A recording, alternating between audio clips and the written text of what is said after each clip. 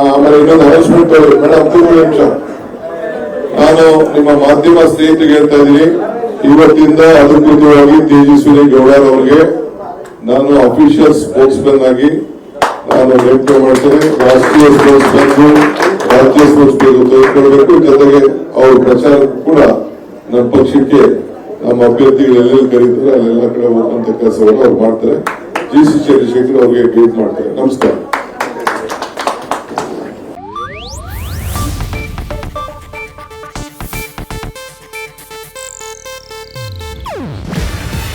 ಇದು Asianet news network ಪ್ರಸ್ತುತಿ. ನೀವು ನೋಡ್ತಿದ್ದೀರಾ ಏಷ್ಯಾನೆಟ್ ಸುವರ್ಣ ನ್ಯೂಸ್.